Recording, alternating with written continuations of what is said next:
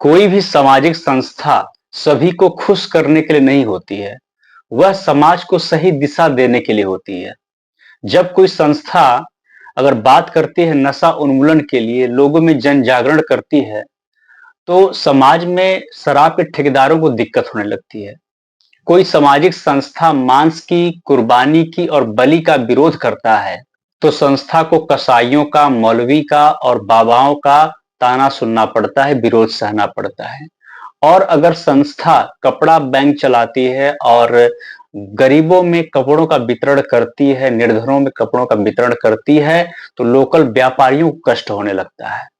तो आप देख रहे हैं कि एक संस्था चलाने वाला व्यक्ति, चाहे कोई भी संस्था का जो इंस्टीट्यूशंस है, वो सबको खुश नहीं कर सकता है और खुश करने का उसका लक्ष्य भी नहीं होना चाहिए, क्योंकि संस्था का एक ही उद्देश्य होना चाहिए, वो होता है समाज को सही दिशा देना, वंचितों के लिए काम करना और सबके लिए अच्छी शिक्षा मुहैया कराना, उनको सही दिशा निर्देश देना, जिससे कि उनका जीवन अच्छा हो सके, सही दिशा में जा सके।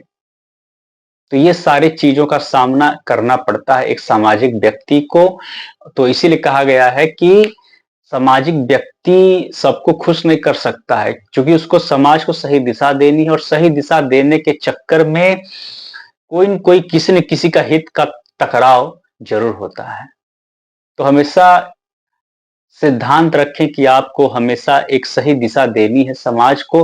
अगर उसमें विरोध भी सहना पड़े तो सहना पड़ेगा, क्योंकि आप सबको खुश नहीं कर सकते हैं और सबके अलग अलग स्वार्थ होते हैं, और जब किसी के स्वार्थ पर चोट पड़ती है तो उसे तकलीफ होती है। तो आप इस चीज को ना देखें कि किसको तकलीफ हो रही है, क्या हो रही है।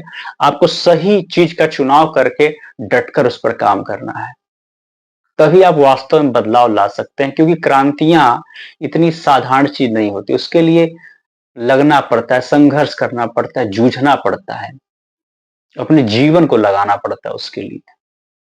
तो धन्यवाद आप सभी को। संस्था के कार्यों को ऐसे ही सपोर्ट करते रहिए।